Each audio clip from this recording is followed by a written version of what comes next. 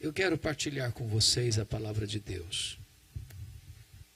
E desejo expor o texto de Jó, capítulo 1, tangendo também ao mesmo tempo o assunto família, que é a temática desta noite. Então abra sua Bíblia, por favor, livro de Jó, capítulo 1. Nós faremos a leitura dos versos 6 a 12 e depois no capítulo 2, de 1 a 6.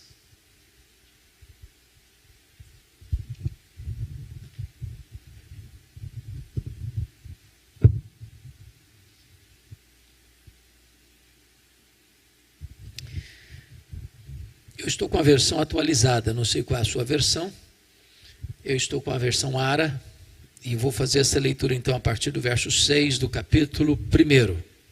Está escrito o seguinte: Num dia em que os filhos de Deus vieram apresentar-se perante o Senhor, veio também Satanás entre eles. Então perguntou o Senhor a Satanás: De onde vens?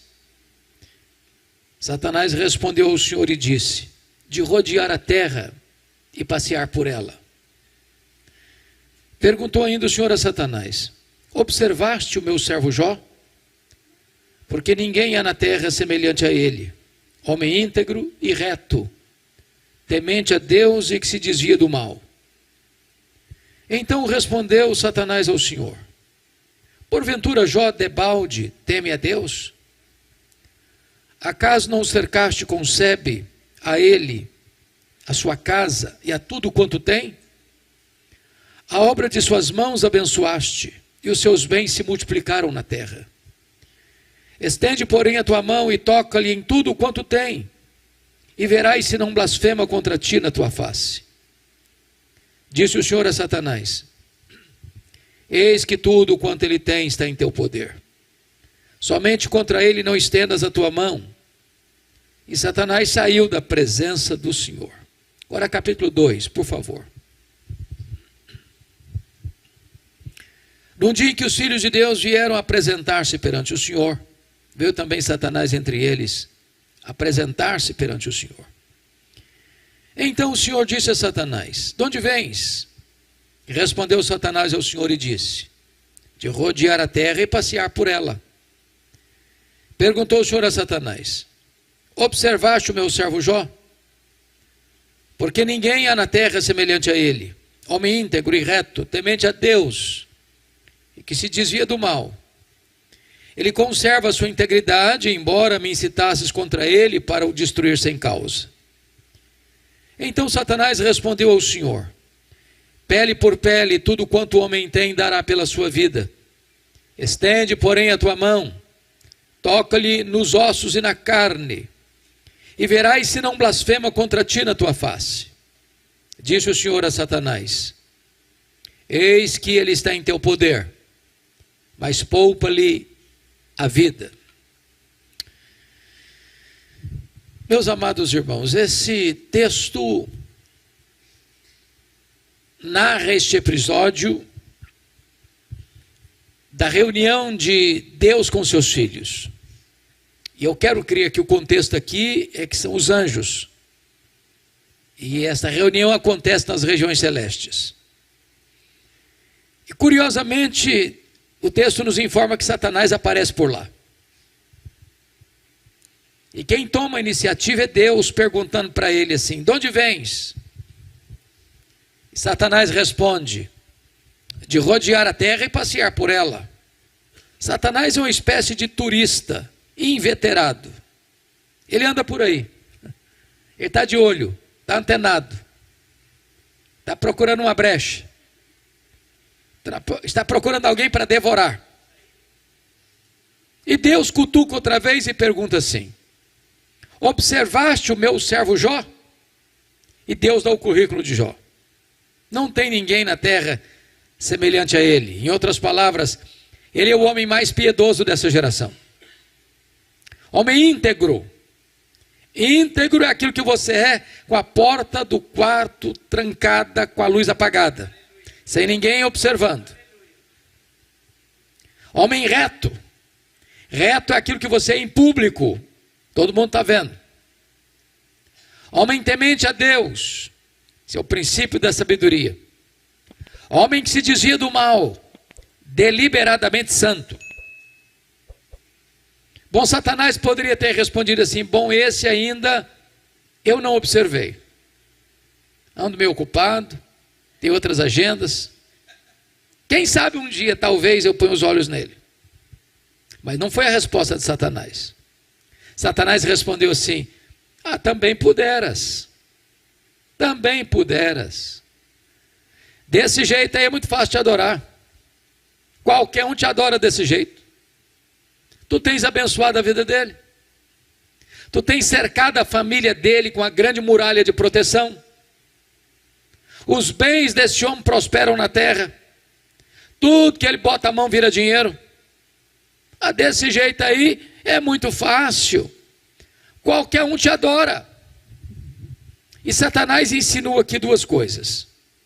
Primeira, ele insinua que Deus precisa subornar as pessoas com bênçãos para receber delas adoração. Ele insinua que ninguém adora Deus por quem Deus é, apenas por aquilo que Deus dá. Satanás insinua que o homem só adora Deus por aquilo que recebe de Deus. É uma troca, é uma barganha. E Satanás insinua mais. Ele insinua que Jó só adora Deus porque descobriu que religião dá lucro, que é um grande negócio, que adorar a Deus traz dividendos materiais. Mas se Deus tirar o que o próprio Deus dera para Jó, o Jó que agora adora vai blasfemar. A grande pergunta é que um homem tem. Um homem tem bens, um homem tem família. Satanás está insinuando e levantando aqui duas teses, é que ninguém ama mais a Deus do que o dinheiro, e que ninguém ama mais a Deus do que a família. Satanás diz para Deus: toca no que ele tem, e verás se não blasfema contra ti na tua face. Sem que Jó soubesse, Deus constitui Jó em seu advogado na terra e coloca nas mãos de Jó a defesa da sua reputação e diz para Satanás: pode tocar no que ele tem, só não podes tocar na sua vida. Em outras palavras, Satanás é um ser limitado e limitado por Deus. Ele só pode ir até onde Deus o permite ir e nem 1 centímetro a mais. O Deus que adoramos é quem manda no céu, é quem manda na terra e é quem manda no inferno. Com a permissão de Deus, Satanás sai dali para fazer um verdadeiro estrago na vida de Jó. Eu queria que vocês conferissem comigo. No capítulo 1, versículo 3, na parte final, está dito assim: de maneira que este homem era o maior de todos os do Oriente. Que significa que Jó era o homem mais rico do Oriente, que Jó era o homem mais rico da sua geração. Portanto, está posto aqui que não é pecado ser rico. Não é pecado ter riquezas. Não é pecado ter dinheiro. A riqueza é uma bênção. É Deus quem fortalece as nossas mãos para adquirirmos riquezas. Riquezas e glórias vêm de ti. A bênção do Senhor enriquece e com ela não tem desgosto. O problema não é ter o dinheiro. O problema é o dinheiro nos ter. O problema não é possuir dinheiro. O problema é ser possuído pelo dinheiro.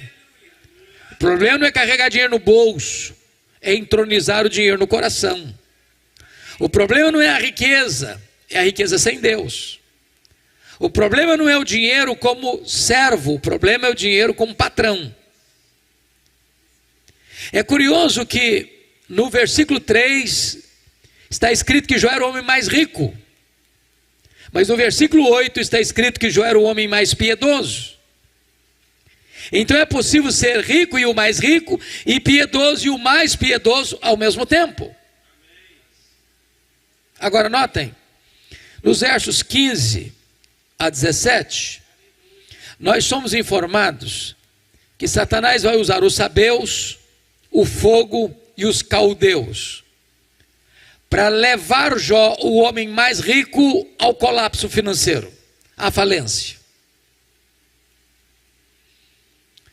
E eu não sei o que você pensa sobre isso, mas quem sempre viveu na magrela, quando passa por um aperto, já está acostumado, aguenta. Mas quem vive no topo da pirâmide, quando perde tudo, a vida entra em colapso. Tem muita gente que dá um tiro na cabeça, por muito menos. A grande pergunta é: será que a tese de Satanás era verdadeira? Será que de fato ninguém ama mais a Deus do que o dinheiro? Será que Jó blasfemaria contra Deus? Será que Jó se insurgiria contra o doador? A resposta, irmãos, está no versículo 21.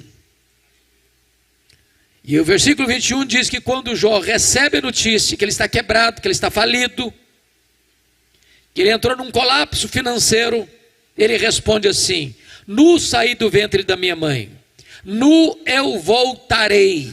Sabe o que ele está dizendo? Eu não trouxe nada para este mundo, eu não vou levar nada deste mundo, portanto o que eu ganhei entre o berço e a sepultura não é a razão da minha vida. Ele reprova a primeira tese de Satanás, e ele prova que ama mais a Deus do que ao dinheiro. Ele prova que ele adora a Deus, não por aquilo que Deus dá, mas por quem Deus é. Mas, confira comigo o verso 19, porque Jó agora recebe a mais trágica notícia da sua vida. Seus 10 filhos estão reunidos na casa do primogênito, e de repente vem um vendaval, e a casa desaba, e os filhos morrem debaixo dos escombros daquela casa. A grande questão é que tipo de pai era Jó. E quem é pai e mãe de mais de um filho aqui, sabem de uma coisa: os filhos não são naturalmente unidos, sobretudo quando tem dinheiro. Dinheiro não tem liga, dinheiro não tem amálgama, dinheiro separa, dinheiro divide. Mas Jó, conforme capítulo 1, versículo 5, vocês podem conferir, era um pai exemplar. Está escrito aí que Jó chamava os seus filhos, que Jó santificava os seus filhos, que Jó se levantava de madrugada e oferecia holocausto segundo o número de todos os seus filhos, que Jó dizia: talvez os meus filhos tenham pecado e blasfemado contra Deus em seu coração. E Jó fazia isso continuamente. Era um pai presente, era um pai intercessor, era um pai conselheiro, era um pai exemplar, era um pai de verdade. Mas não obstante isso, ele sofre o mais doloroso golpe da vida. Depois da falência, ele enfrenta a dor do luto. E eu fico imaginando, irmãos, porque Jó não é uma lenda, o livro de Jó não é uma metáfora. Jó era um personagem histórico, que viveu num momento histórico, num lugar histórico específico. O que acontece com um homem que leva todos os seus filhos ao mesmo tempo, no mesmo dia, para o cemitério? Como é que ele levanta de lá do luto? Como é que ele se ergue das cinzas? Como é que ele retoma a sua agenda? Como é que ele recomeça a sua história? Será que a tese de Satanás era verdadeira? Será que ninguém ama mais a Deus do que a família? Será que Jó blasfemaria contra Deus? A resposta, amados, está no versículo 20, confiram comigo. Quando Jó recebe a notícia da morte de seus filhos, está escrito: então Jó se levantou, rasgou o seu manto, rapou a cabeça, lançou-se em terra e adorou a Deus, dizendo: o Senhor Deus deu, o Senhor Deus tomou, bendito seja o nome do Senhor. Jó reprova a segunda tese de Satanás. Jó prova que ama mais a Deus que a família. Jó prova que ele adora a Deus não por aquilo que Deus dá, mas por quem Deus é. Mas aí vem o capítulo 2. E aí Deus está reunido de novo com seus filhos. E eu quero crer que os anjos. E eu quero crer que nas regiões celestes. E diz a Bíblia que Satanás aparece de novo por lá. E é Deus quem toma a iniciativa outra vez, perguntando assim para Satanás: de onde vens? Satanás responde: de rodear a terra e passear por ela. Sabe o que ele está dizendo? Não mudei minha agenda. Estou fazendo o que eu sempre quis. Estou fazendo o que eu sempre fiz. Estou por aí, estou de olho, estou antenado. Estou procurando uma brecha. Estou procurando alguém para devorar. E Deus cutuca outra vez perguntando assim: observaste o meu servo Jó? E Deus dá o currículo de Jó sem mudar uma vírgula. Não tem ninguém na terra semelhante a ele. Homem íntegro, reto, temente a Deus, que se desvia do mal. Ele conserva a sua integridade, embora me incitasses contra ele para o destruir sem caos. Sabe o que Deus está dizendo para Satanás? Satanás, suas teses são mentirosas. Suas teses são falsas. Jó provou que me ama mais do que o dinheiro. Jó provou que me ama mais do que a família.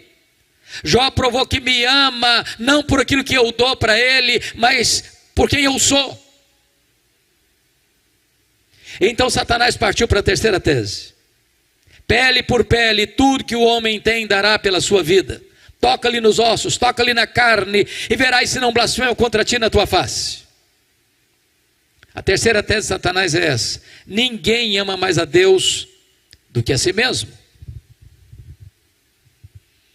Sem que Jó soubesse, mais uma vez Deus constitui Jó em seu advogado na terra, e coloca então a defesa da sua reputação nas mãos de Jó.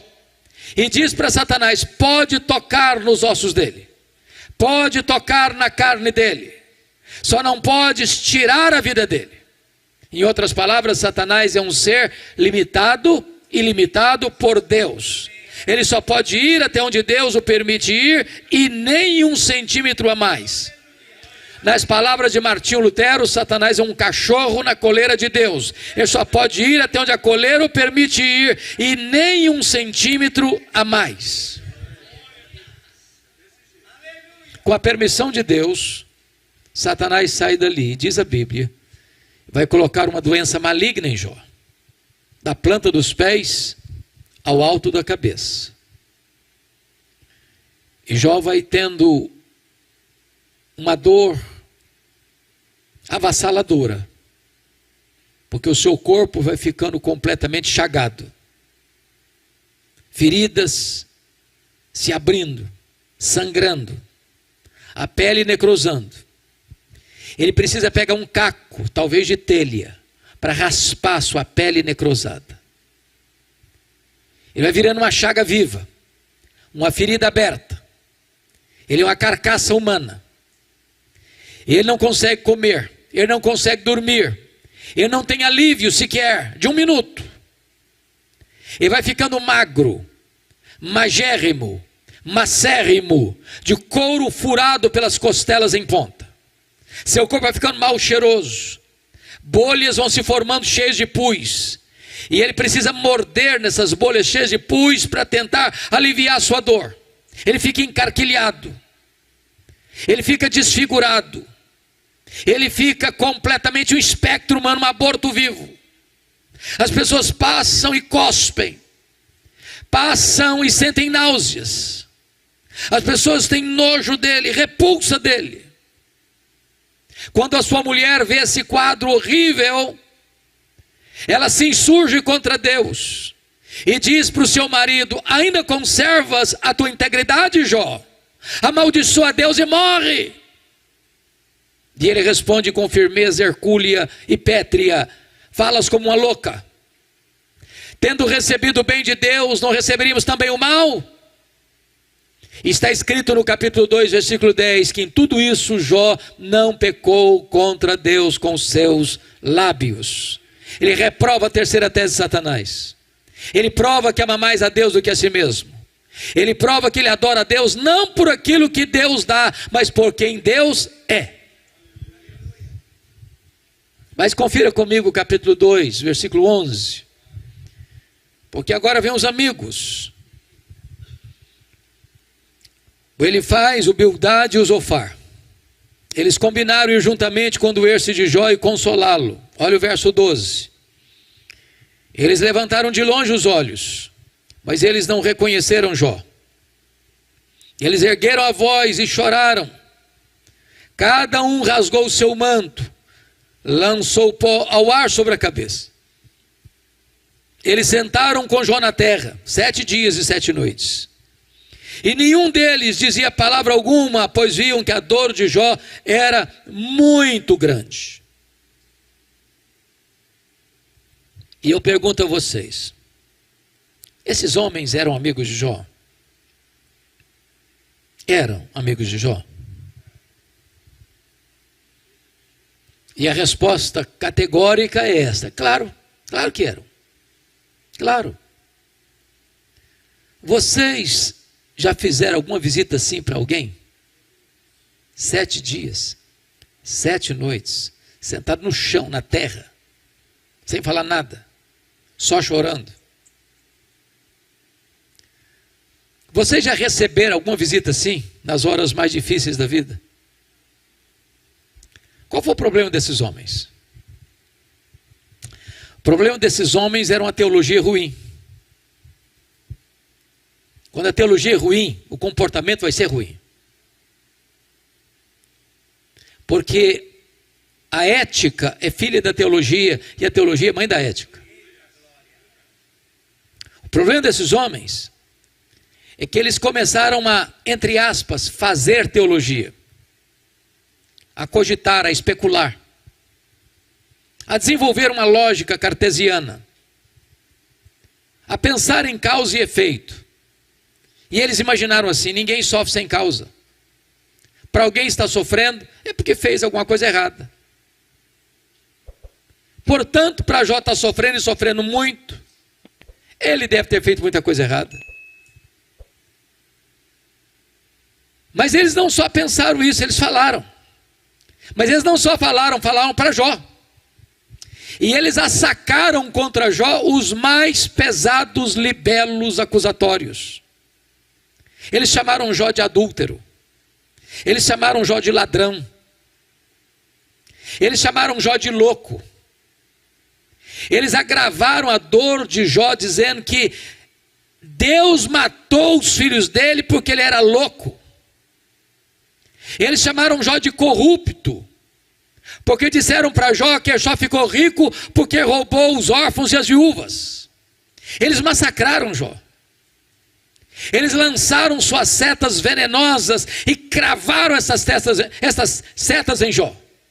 Eles passaram Jó debaixo de um rolo compressor, esmagaram Jó. O que é que Jó fez? O que você e eu faríamos? Jó se defendeu. Jó perguntou para Deus. Jó se queixou contra Deus. Jó lançou aos céus, irmãos, 16 perguntas. 16 perguntas. Por quê?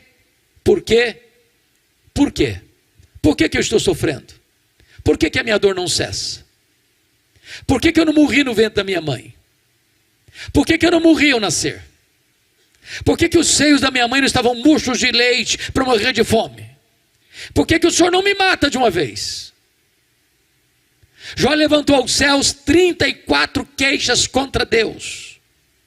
Ele espremeu não só o pus das suas feridas físicas, ele espremeu o pus das suas feridas emocionais.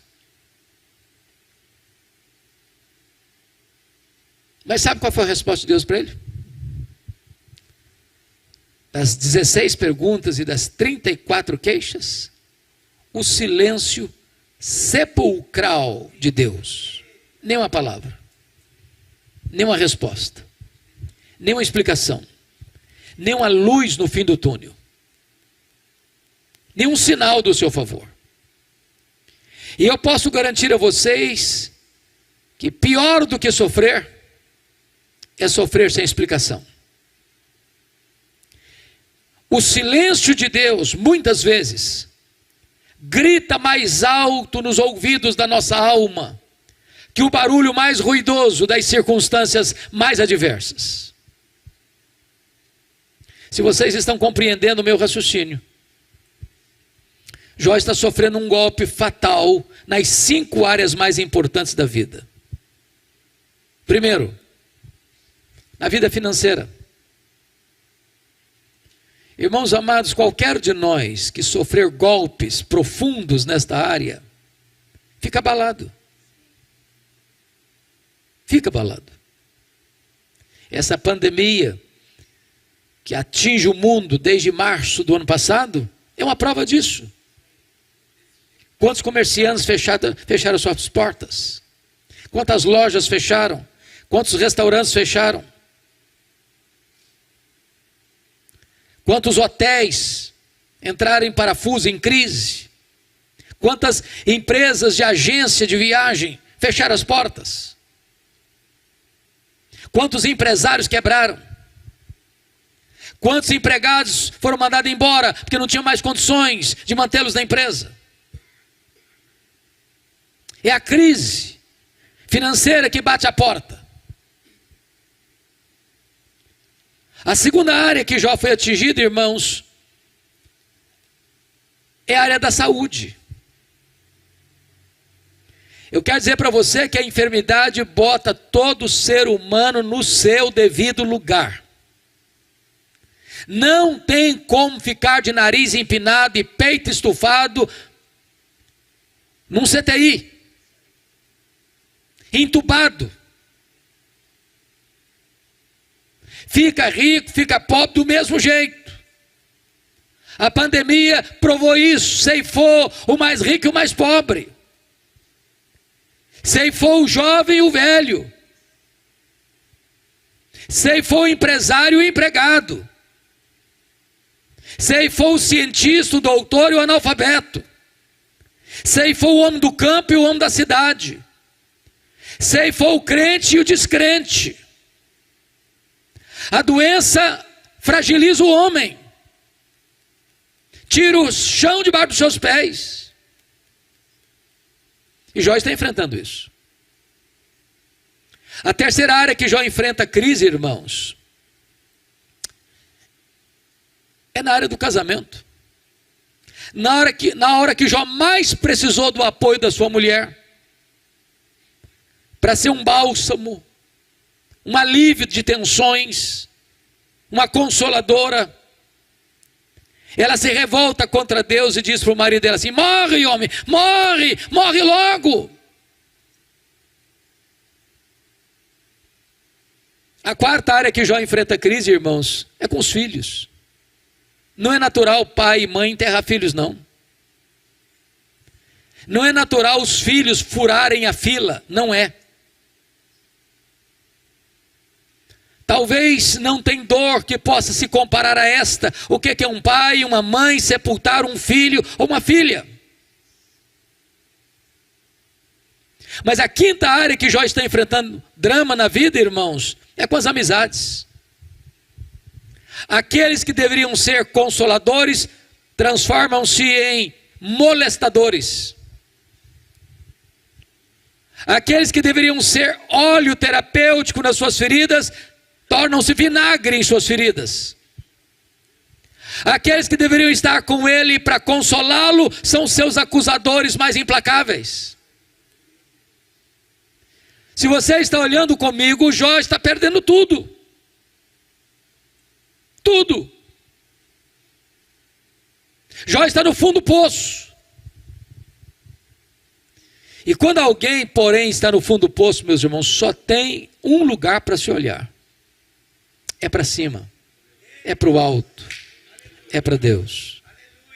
Jó perdeu tudo, exceto sua confiança em Deus. E então, quando ele está no fundo do poço, ele arranca do peito um brado de esperança e diz: mais uma coisa eu sei, é que o meu Redentor vive.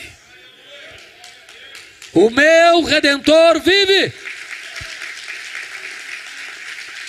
Satanás havia pensado que havia tirado tudo de Jó, mas não entendera que Deus era o tudo de Jó. E ninguém pode tirar Deus da nossa vida. Ele é o nosso refúgio, Ele é a nossa fortaleza, Ele é a nossa esperança. Com Deus você tem tudo. Sem Deus, tendo tudo, você não tem nada. Quando Jó solta este brado de esperança, de repente Deus rompe o silêncio e começa a falar com ele. E é curioso que quando Deus fala com Jó, Deus não responde nenhuma das 16 perguntas de Jó. Deus não responde nenhuma das 34 queixas de Jó. Quando Deus fala com Jó, Deus faz 70, literalmente 70 perguntas para Jó. Todas perguntas retóricas, sem a mínima possibilidade de resposta. Deus pergunta para Jó assim: ô Jó, onde você estava quando eu lançava os fundamentos da terra?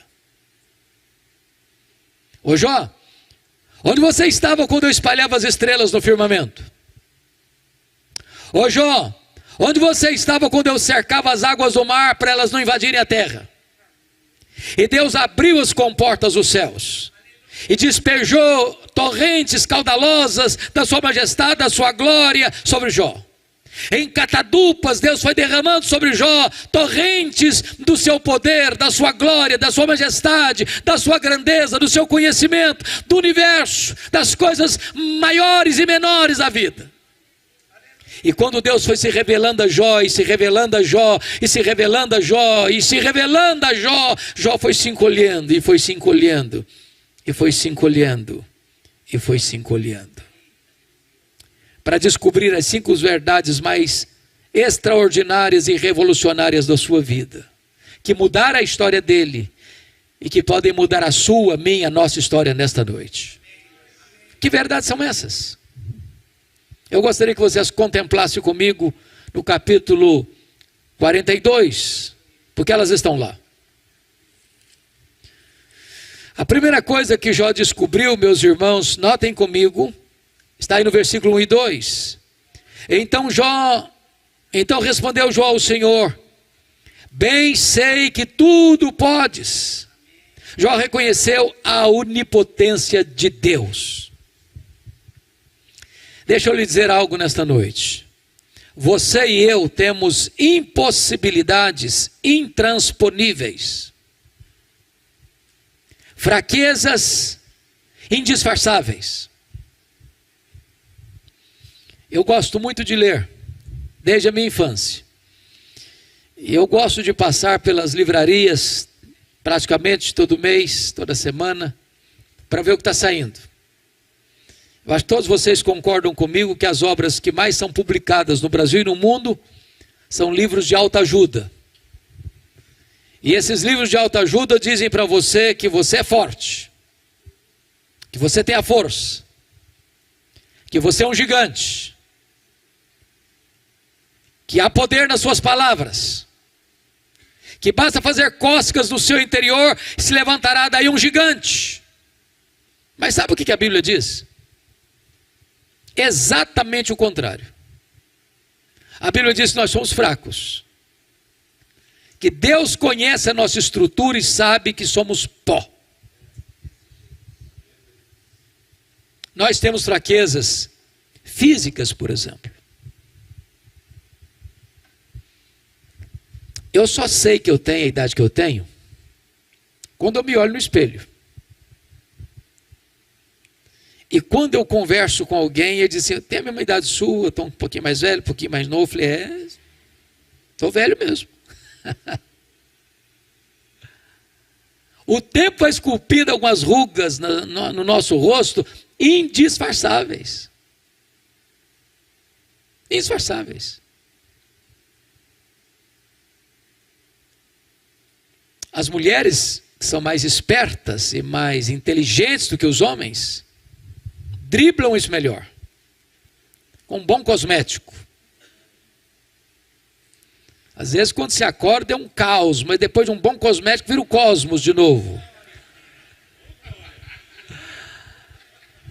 Mais tarde uma boa cirurgia plástica ajuda muito. Mas chega uma hora, convenhamos, que ainda que Pitangui ressuscitasse dentre os mortos, não teria mais jeito. Não tem mais jeito. As mãos ficam descaídas, os joelhos trôpegos, as pernas bambas, os olhos embaçados. E dizem alguns entendidos que cada fio de cabelo branco que brota na sua cabeça é a morte chamando você para um duelo. Eu acho até um exército acampado ao meu redor. Temos fraquezas físicas. Mas nós temos fraquezas emocionais, irmãos. A maioria de nós, se não todos nós, nas noites mais escuras da alma, já choramos e gememos. Dizer, meu Deus, eu não aguento mais. Há um nó na garganta, há uma dor no estômago, há uma angústia na alma. Parece que o inferno joga em cima de você todo o seu bafo quente. E você se sente oprimido, acuado, esmagado por uma dor avassaladora. Sabe por quê? Nós temos fraquezas emocionais. Mas em terceiro lugar, nós temos fraquezas morais. Quantas vezes você e eu, chorando, dissemos para Deus, Deus, eu não quero mais cometer esse erro. Eu não quero mais reincidir nesse pecado. E daqui a pouquinho, você se flagra cometendo o mesmo erro. Não é porque faltou para você sinceridade, não, faltou para você poder. Somos fracos. Mas em quarto lugar, nós temos fraquezas espirituais. Nós somos um ser ambíguo, contraditório, paradoxal. Diz a Bíblia que o bem que eu quero fazer eu não faço, o mal que eu não quero, esse eu faço. Somos fracos. Porém é maravilhoso você poder afirmar que o seu Deus tudo pode. Para Ele não há impossíveis. Para Ele não há vida irrecuperável. Para Ele não há casamento sem solução. Para Ele não há família sem restauração. Para Ele não há igreja sem reavivamento. Ele pode tudo quanto Ele quer. Ele tudo pode.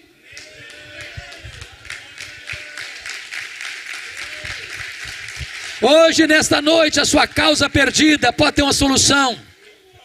Aquele assunto que rola há anos na sua vida, no seu casamento, na sua família, nesta noite, pode ter uma solução.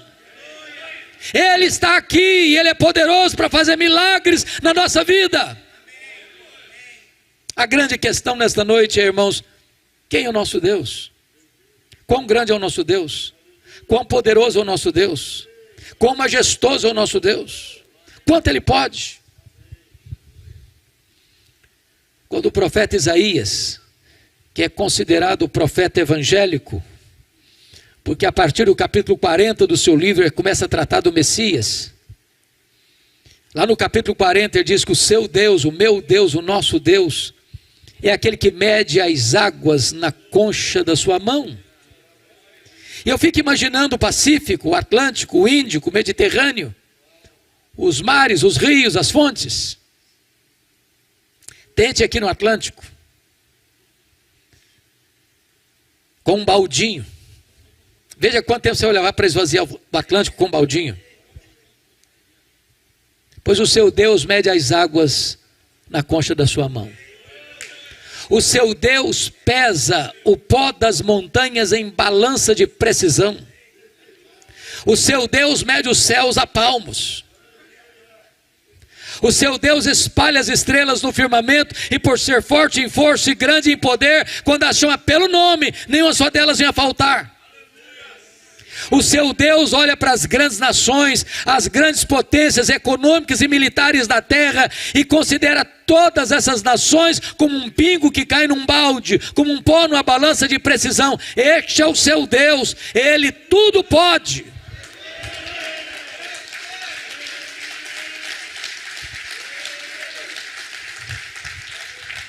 Agora pergunte para um astrônomo, por mais robusto que seja o seu conhecimento, qual é o tamanho desse universo que o seu Deus mediu a palmos? Pergunte. Se ele for honesto, ele vai responder assim: eu não sei. Com isso ele não está confessando a ignorância absoluta, não.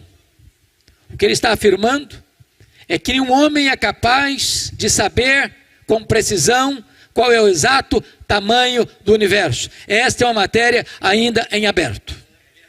O que você e eu sabemos é que o universo não é infinito, porque a infinitude é um atributo exclusivo de Deus.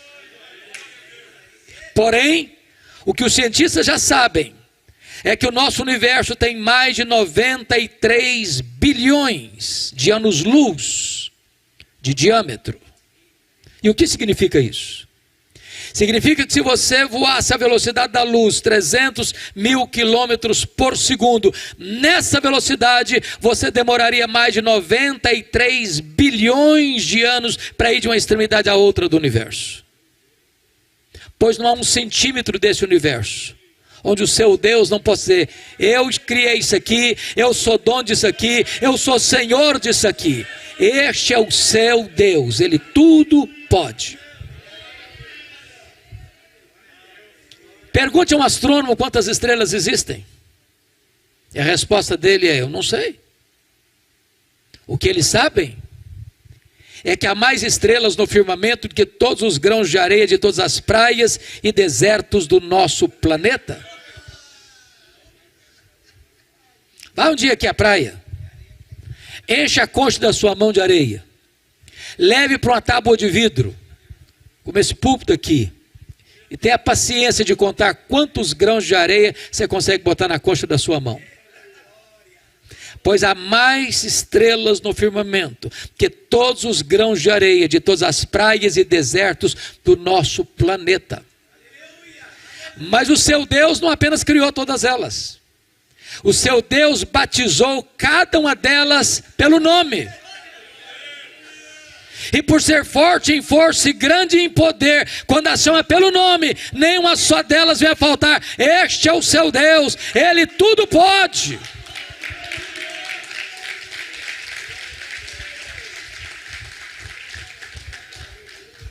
Até o século passado, nós todos estávamos pasmos com a grandeza insondável do macro-universo. Do século XX para cá, nós já estamos boquiabertos com a grandeza do micro-universo. Se você pega uma folha tenra, delgada, lá no seu quintal, aquela folha é mais complexa do que a cidade de Niterói. Se você for na sua geladeira e pegar um ovo e quebrá-lo, aquela gema é mais complexa do que qualquer máquina que o homem jamais inventou. Dr. John Wilson, catedrático de Harvard, uma das maiores autoridades no mundo em oftalmologia, diz que você e eu temos cerca de 10 milhões de fios duplos encapados em cada um dos nossos olhos, e se não for assim, haverá um curto-circuito e nós ficaremos cegos. Dr. Marshall Nirenberg, prêmio Nobel de Biologia, fez uma das mais fantásticas descobertas no século passado. Ele descobriu que você e eu temos em torno de 60 trilhões de células vivas no nosso corpo. Descobriu mais. que em cada uma dessas células você tem 1,70 m de fita DNA, onde estão gravados e computadorizados todos os seus dados genéticos, a cor dos seus olhos, a cor da sua pele e o seu temperamento.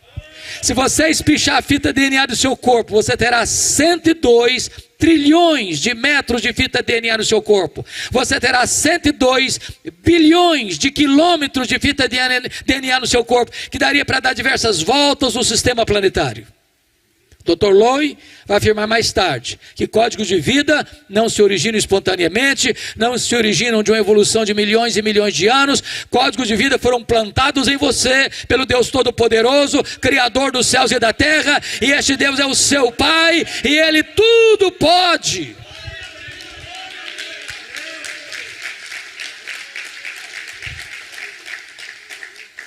Me permita ilustrar isso de uma maneira mais simples. Um pai caminhava com seu filho pela rua, menino de 4 anos, e de repente o menino se volta para o pai e faz uma pergunta. Eu não sei se vocês concordam comigo, mas acho que toda criança fez um curso de pós-doutorado em perguntas difíceis. Não conheço ninguém que faça perguntas mais complicadas do que crianças. E o menino perguntou para o pai assim: papai, qual é o tamanho de Deus? O pai ficou em silêncio, porque não tinha uma resposta pronta para um menino de 4 anos. Continuou caminhando, pensando no que responder. Enquanto caminhavam, ele escuta os roncos de um avião supersônico, as suas turbinas nas alturas excelsas. E ele diz: filho, olha para cima.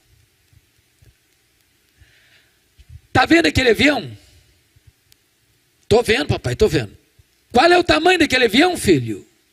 O menino respondeu: pequeno, papai, muito pequeno. Está muito longe. O pai pegou o menino, levou no aeroporto. Tinha um jumbão de mais de 400 passageiros estacionado. O pai chegou bem perto e perguntou assim: está vendo esse avião, filho? Estou vendo, papai, estou vendo. Qual o tamanho desse avião, meu filho? O menino respondeu: grande, esse é muito grande, papai. Aí o pai disse: filho, Deus é do mesmo jeito. Quando você está longe de Deus, meu filho, Deus parece pequeno para você. Aí os seus problemas ficam enormes. Mas quando você está pertinho de Deus, meu filho, Deus é grande para você. Aí os seus problemas ficam pequenos. Agora eu sei que tudo podes. A segunda coisa que mudou, irmãos, na história de Jó, está aí no versículo 2 ainda. Ele diz: e nenhum dos teus planos pode ser frustrado. Jó reconheceu a soberania dos propósitos divinos. Irmãos, não tem nada mais consolador, terapêutico para uma família do que entender isso. Saber que o seu Deus é soberano. Saber que o seu Deus não precisa fazer rascunho nos seus planos. Saber que o seu Deus não é pego de surpresa. Saber que o seu Deus não está esfregando as mãos lá no céu sem saber o que faz com a pandemia. Saber que o seu Deus não precisa atualizar seus planos, revisar seus planos, porque não há erro nele. Irmãos, isso é consolador. Você e eu não cremos em sorte. Você e eu não cremos em azar. Você e eu não cremos em coincidência. Você e eu não cremos em determinismo cego. Você e eu não cremos em feitiço para crente. Você e eu não cremos em olho gordo. Você e eu cremos que a mão de Deus dirige o nosso destino. Você e eu sabemos que todas as coisas cooperam para o bem daqueles que amam a Deus. Você e eu sabemos que os planos de Deus não podem ser frustrados. Nem a agenda das nações, nem a agenda das superpotências mundiais, nem a agenda das instituições, por mais egrégias que elas sejam, nem a agenda dos poderosos deste século podem frustrar os planos de Deus. Irmãos, a história não é cíclica como pensavam os gregos. A história não está à deriva, como pensam os existencialistas, como um caminhão sem freio ladeira abaixo. A história não esboça diante de nós uma tragédia irremediável. O nosso Deus está no trono. O Cordeiro venceu para abrir o livro e desatar os selos. A história é teleológica, em outras palavras, ela caminha para um telos, ela caminha para um fim, ela caminha para uma consumação, e a vitória de Cristo e da sua igreja. Agora tem dor, agora tem vale, agora tem gemido, agora tem doença, agora tem opressão, agora tem perseguição, agora tem prisão, agora tem martírio, mas a vitória está selada e ninguém pode mudar o decreto soberano de Deus.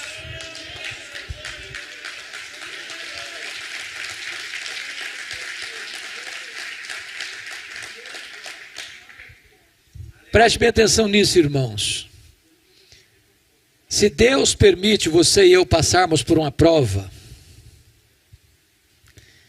entendamos isso. Deus não desperdiça sofrimento na vida de seus filhos.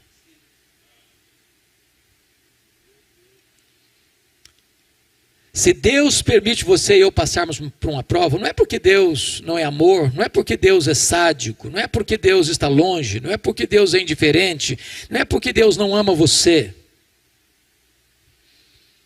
Se Deus permite você e eu passarmos por uma prova, é porque tem um propósito nisso. As provas não vêm para nos destruir, elas vêm para fortalecer as musculaturas da nossa alma. Elas não vêm para nos colocar longe de Deus, elas vêm para nos colocar na dependência de Deus.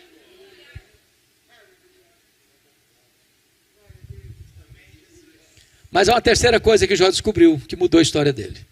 Confira comigo o versículo 3.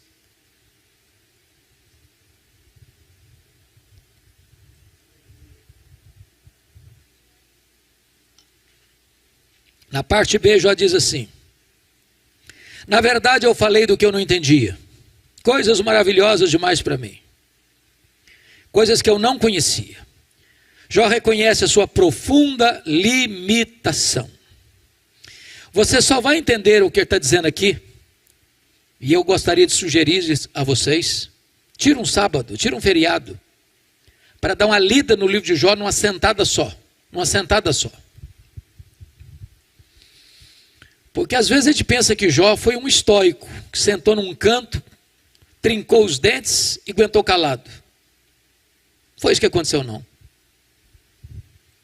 Ao longo do livro, Jó fez 3 coisas. Jó perguntou, Jó se defendeu e Jó se queixou. Quando a gente está muito sofrido, a gente fala, se queixa. A gente não vê o quadro geral. Você e eu não enxergamos na curva. Você e eu não enxergamos no escuro. Então a gente sofre, a gente chora, a gente grita, a gente geme, a gente se queixa. E Jó fez muito isso. Até o momento que Deus desperjou sobre ele torrentes do seu poder, da sua majestade, da sua glória, e mostrou quão grande ele era, quão poderoso ele era, como ele estava no controle de tudo. E na medida que Deus foi se revelando a Jó, ele botou a mão na boca e disse: meu Deus, quanta coisa eu falei sem saber. Aí eu aprendo uma lição. Quando você encontra uma pessoa que parece sabichona demais, sabe tudo demais, arrota muito conhecimento demais em cima de você, pode saber de uma coisa: essa pessoa sabe quase nada. Quase nada. Porque o sábio é aquele que sabe que quase nada sabe. Porque quanto mais você sabe que muito mais há por saber. O que você não sabe é muito maior do que o que você sabe. Então, quanto mais você conhece, mais você reconhece a sua limitação. Quanto mais você conhece a Deus, mais você sabe que você conhece pouco e precisa conhecer mais.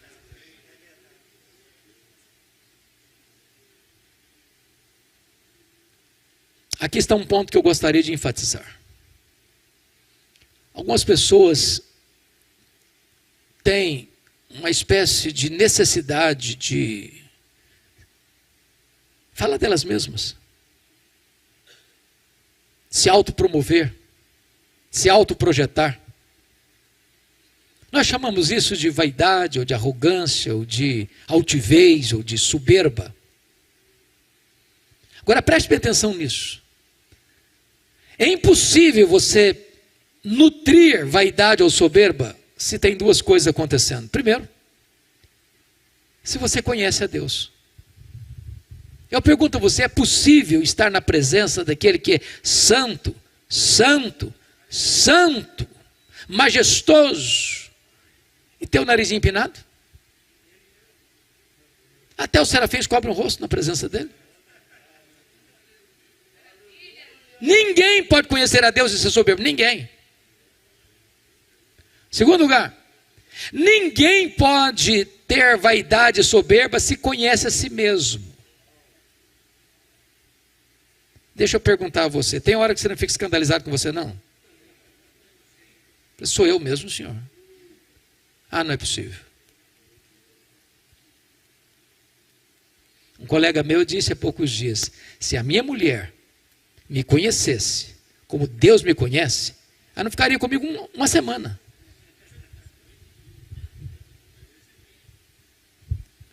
Não bata palma para você, não. Você e eu somos barro e ruim ainda, viu?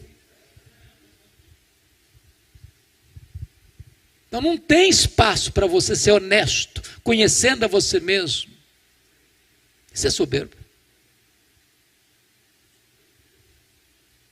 O que me espanta é que Deus, apesar ou a despeito de me conhecer, como mais do que eu me conheço, ainda me ame.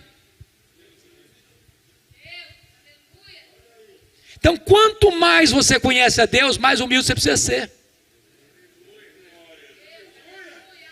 Eu fui criado na roça mesmo. Fui calçar meu primeiro par de sapatos com 8 anos de idade, com as mãos calejadas. Mas naquela roça bem artesanal, você planta milho e colhe milho no muque, no braço. E se você já viu ou já foi criado como eu na roça, na hora que você vai colher uma lavoura de milho, está seco, na hora de colher, toda espiga boa se dobra, toda se dobra. Agora o restolho, que só tem palha e sabugo, não se dobra nunca, fica empinadinho. Empinadinho. Quando você vê uma pessoa, olhar para uma pessoa muito empinadinha, pode ter certeza, só tem palha e sabugo. É lata vazia que faz barulho.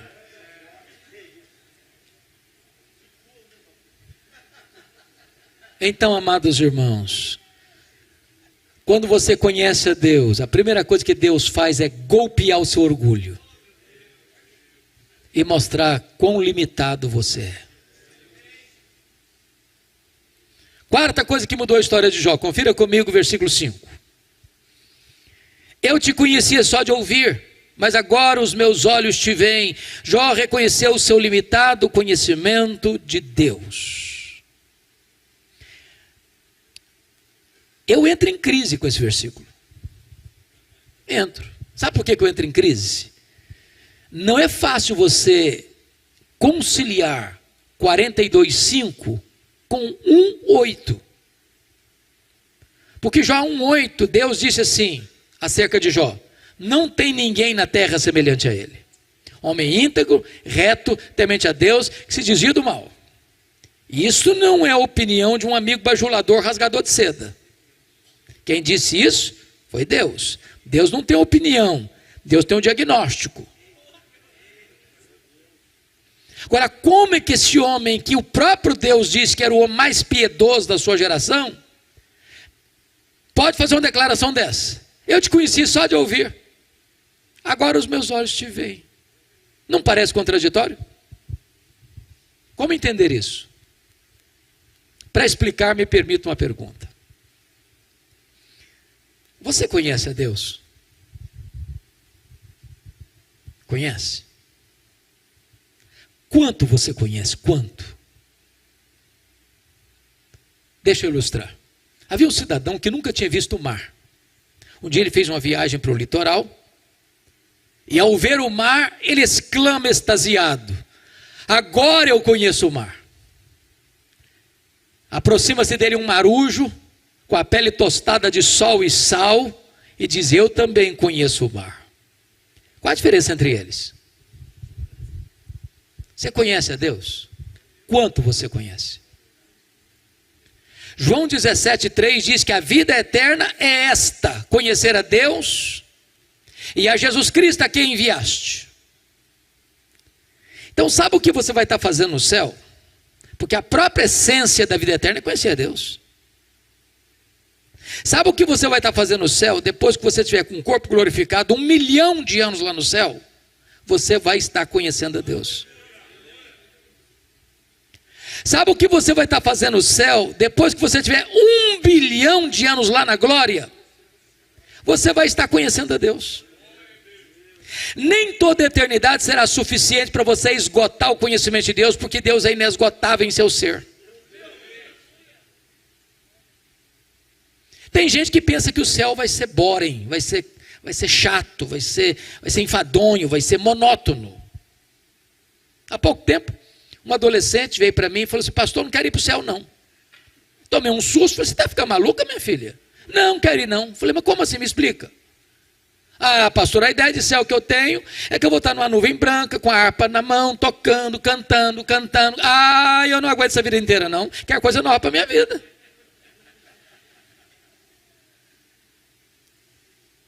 Deixa eu lhe dizer, o céu vai ser dinâmico. Você vai conhecer a Deus, você vai conhecer a Deus, você vai fluir a Deus, você vai glorificar a Deus, você vai servir a Deus, você vai amar a Deus, você vai desfrutar da glória de Deus, e jamais haverá um tempo na eternidade onde você possa dizer: agora conheço tudo, não tem mais nada para conhecer, agora vou botar a vida no piloto automático, vai virar rotina. Não! 1000 vezes não. Você vai conhecer a Deus, e conhecer a Deus, e conhecer a Deus, e amar a Deus, e glorificar a Deus, e fruir a Deus, e nunca você vai esgotar o conhecimento de Deus. Agora eu entendo Jó. Sabe o que ele está dizendo? Eu só estou arranhando a superfície, Senhor. Tem mais, tem muito mais, tem infinitamente mais. O grande problema da nossa vida cristã é que nós limitamos Deus, ou a obra de Deus, ao que nós conhecemos e ao que nós já experimentamos. Por exemplo, pega a oração de Paulo, Efésios 3,19. Eu acho que Paulo alcançava o pináculo da sua teologia quando ele se colocava de joelhos. E Paulo ora para que você e eu sejamos tomados não de Deus, não da plenitude de Deus, mas para que sejamos tomados de toda a plenitude de Deus. Isso me leva a uma pergunta: quem é Deus? Só para recordar e trazer a memória esclarecida de vocês o que nós chamamos dos atributos incomunicáveis de Deus, diríamos que Deus é autoexistente, que Deus é imenso, que Deus é infinito, que Deus é imutável, que Deus é onipotente, que Deus é onipresente, que Deus é onisciente, que Deus é transcendente, que Deus é soberano, que Deus é maior que tudo quanto Ele criou, que nem os céus dos céus pode conter a Deus. Agora Paulo está orando para que você e eu, frágeis vasos de barro, sejamos tomados de toda a plenitude de Deus. Ah, Paulo, você deve estar delirando, só pode. Não é possível. É muito ousado. O pedido está grande demais. Para que você e eu não incorramos nesse perigo, ele escreve no verso seguinte, Efésios 3:20. Ora, aquele que é poderoso para fazer infinitamente mais do que tudo quanto pedimos ou pensamos, conforme o seu poder que opera em nós, a ele seja a glória na igreja, em Cristo Jesus, agora e eternamente. Amém. Porque a gente usa esse versículo, Deus é poderoso para fazer infinitamente mais, mas coisas muito comezinhas da vida. Deus é poderoso para curar sua unha encravada do dedão do pé. É poderoso mesmo, a sua dor de barriga. Ok, é também poderoso.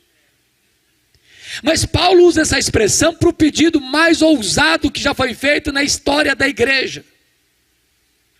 O que ele está dizendo? É que não há limitação em Deus.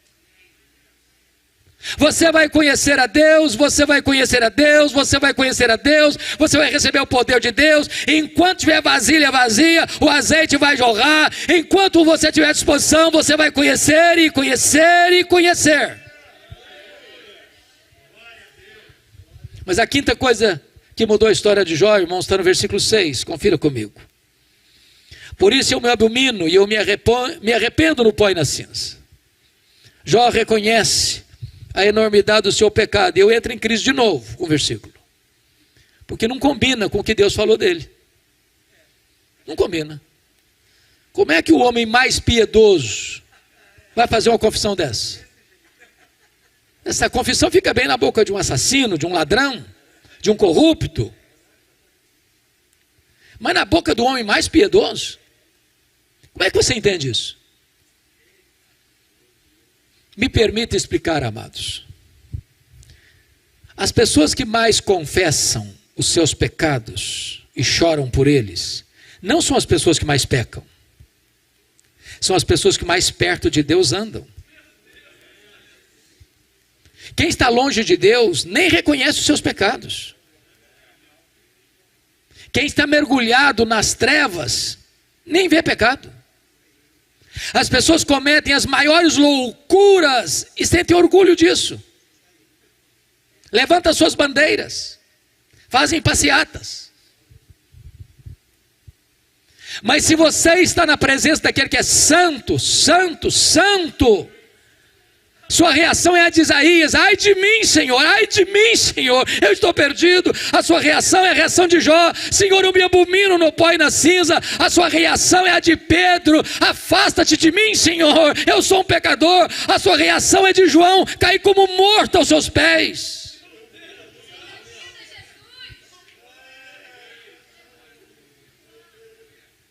Oh, amados irmãos, há pouca convicção de pecado na família e na igreja, porque tantas vezes nós estamos longe de Deus. Quanto mais perto de Deus, mais choro pelo pecado. Pois bem, agora eu quero conduzir vocês àquilo que eu chamo da chave da virada, ou a chave hermenêutica do livro de Jó, que está no capítulo 42, versículo 10. Está escrito: mudou o Senhor a sorte de Jó, quando este orava pelos seus amigos, e o Senhor deu-lhe o dobro de tudo que antes possuíra. Você já perguntou por que Deus mudou a sorte de Jó enquanto ele orava pelos seus amigos? Por que foi nesse momento? Me permita uma pergunta. Vocês já chegaram naquela condição espiritual em que ninguém mais fala mal de vocês? Eu não cheguei ainda. Vocês já chegaram?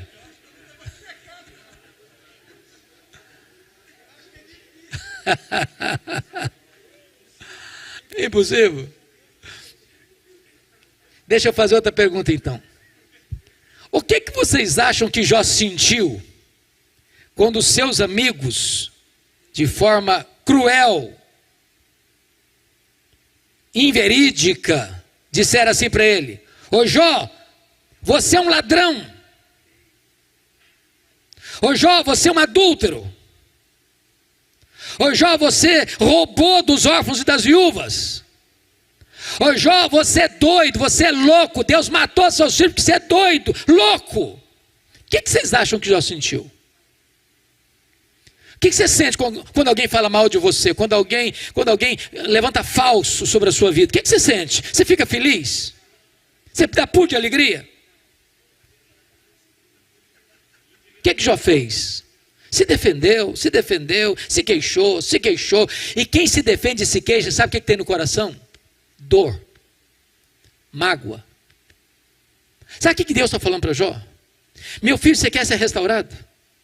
Saia dessa arena de autodefesa. Saia, meu filho, dessa arena de autodefesa. Comece a orar por esses homens. Comece a orar por aqueles que criticaram você. Comece a orar por aqueles que estão cravando você com setas enormes. Comece a orar por eles. Sabe por quê? Você não consegue orar por alguém e ter mágoa desse alguém ao mesmo tempo. E diz a Bíblia que quando Jó orava pelos seus amigos, Deus restaurou a sorte de Jó. Notem comigo que as 5 áreas que Satanás tentou destruir na vida de Jó, Deus restaurou todas elas. A primeira área que Deus restaurou está no versículo 16. Foi a sua saúde. Ele viveu mais 140 anos. Viu os filhos dos filhos até a 4ª geração. Eu acho que não ficou nem sequela, nem cicatriz. Eu quero dizer para você que o Deus que cura está aqui nesta noite. A última palavra, irmãos, não é da medicina, a última palavra não é da ciência, a última palavra é de Deus. Se Ele quiser, Ele cura. Ele é o Jeová Rafa. A segunda área que Deus restaurou, confira comigo o versículo 10 e o versículo 12, foi a vida financeira. No verso 10 diz que Deus deu tudo em dobro. E no verso 12, vale a pena você comparar 1:3 com 42:12, e você verá que Deus literalmente devolveu tudo em dobro. Eu quero dizer para você que o Deus da restituição está aqui nesta noite. Você que foi despedido do seu emprego, você que fechou o seu comércio, você que fechou a sua loja, você que sofreu um baque na sua empresa, eu quero dizer que Deus é poderoso para restituir e restaurar a sua vida financeira. A terceira área que Deus restaurou foram os amigos, as amizades. Olha o versículo 8. Eu acho muito interessante isso aqui. Porque os amigos que acusaram Jó, agora Deus chega para eles e diz assim: olha, vocês vão ter que ir lá naquele homem que vocês criticaram. Para que aquele homem que vocês criticaram ore por vocês. Aquele homem que vocês criticaram é mais justo do que vocês. E eu vou ouvir a oração daquele homem, não a oração de vocês. Sabe o que Deus está fazendo com Jó aqui? Honrando Jó. Honrando Jó. Então eu vou falar uma frase aqui, se você esquecer tudo que eu falei até agora, mas lembrar da frase, já me dou por satisfeito. E a frase é esta: cuide bem da tua piedade, e Deus cuidará da tua reputação. Você não tem que se defender, você tem que andar com Deus. Porque quando você anda com Deus, Deus defende você. Quando você anda com Deus, as pessoas que criticaram você vão ter que voltar a você e mudar de opinião a seu respeito. Quarta área que Deus restaurou: o casamento. E é curioso que não há nenhuma palavra no texto sobre a restauração do casamento. Por que a Bíblia não informa que Jó casou com outra mulher? Pressupõe necessariamente que o casamento foi com a mesma. E aí eu fico intrigado. Fico intrigado com esse negócio aqui.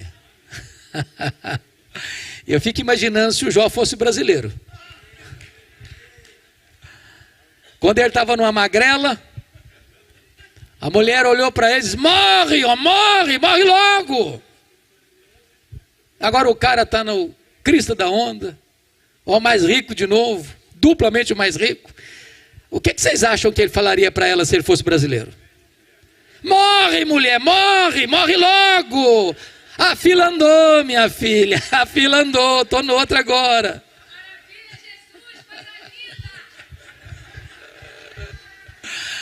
Mas deixa eu dizer algo para vocês, amados. Deus é especialista em pegar cacos e fazer um vaso novo. Deus é especialista em pegar um casamento quebrado, ferido, machucado e restaurá-lo. Deus é poderoso para tirar a mágoa, a dor, a revolta, a amargura, o ressentimento e colocar de volta perdão e amor. A solução para um casamento doente não é divórcio, é perdão e restauração. Irmãos queridos, eu no ano 2000, 2001 estava nos Estados Unidos estudando e eu escrevi um livro sobre divórcio, casamento, divórcio e novo casamento.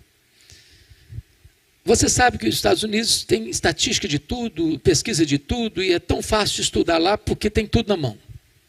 Então fui fazer uma pesquisa em 2001 sobre a questão de casamento e divórcio. E constatei duas coisas tristes. Primeira, no ano 2001, 75% dos homens e 63% das mulheres até os 40 anos haviam sido infiéis ao seu cônjuge. Segundo, 70% das pessoas que se divorciaram e casaram de novo, 70%, 10 anos depois, descobriram que o segundo casamento foi pior que o primeiro.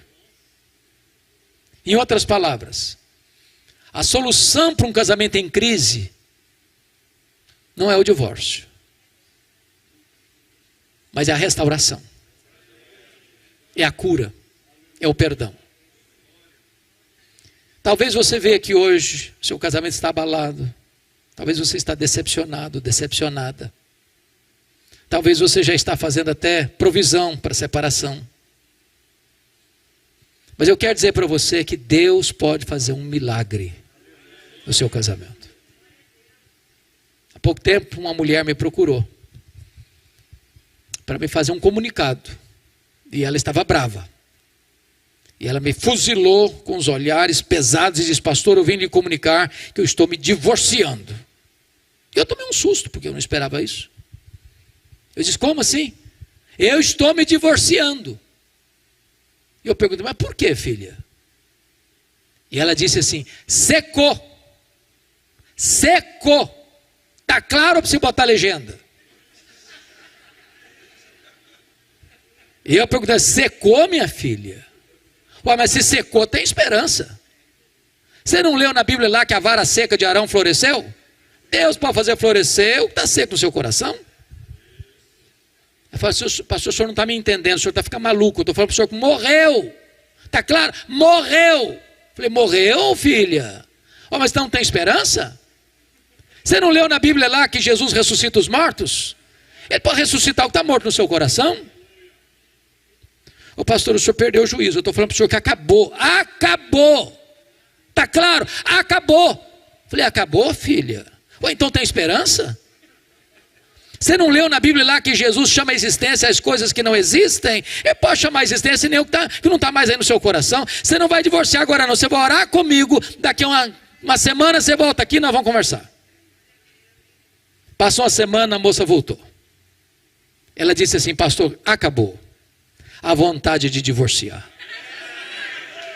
Jesus está restaurando a minha vida. Jesus está restaurando meu casamento. Há esperança para nós. Deus é poderoso para fazer um milagre de restauração nesta noite na nossa vida. Mas a última área que Deus restaurou foram os filhos. Confira comigo capítulo 1, versículo 2, que Jó tinha 7 filhos e 3 filhas. Agora confira 42, 13, que Jó passa a ter mais 7 filhos e 3 filhas. Mas se era tudo em dobro, você fica perguntando: mas então não devia ser, você tinha 10, devia ter 20 agora. Então não foi tudo em dobro? Me permita, irmãos, dizer que muitas vezes você e eu usamos termos que não deveríamos usar na nossa vida. É muito comum nessa pandemia alguém dizer, perdi meu avô, perdi minha avó. Alguns mais doloridamente, perdi meu pai, perdi minha mãe, perdi meu irmão, perdi meu amigo, perdi meu filho, minha filha. Essa não é uma linguagem própria para um crente usar. Você perde alguém ou algo quando você não sabe onde está. Como aquele pai que voltava do cemitério depois de sepultar o seu filho único. E um amigo se aproxima para lhe dar um abraço e disse assim, meus pêsames. Eu soube que o senhor perdeu o seu filho. E o pai chorando, mas consolado, disse, não, eu não perdi meu filho. Eu sei onde meu filho está. Eu sei com quem o meu filho está. O meu filho está no céu, o meu filho está com Jesus. Eu não perdi meu filho. João agora tem 10 filhos no céu. João agora tem 10 filhos na terra. Deus restaurou e restaurou completamente.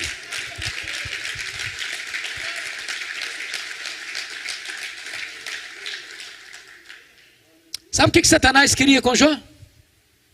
Colocar Jó longe de Deus. Sabe o que Satanás conseguiu? Colocar Jó mais perto de Deus. Sabem por quê? Porque os planos de Deus não podem ser frustrados. Que grande Deus nós temos. Digno de toda a honra, de toda a glória e de todo o louvor. Amém.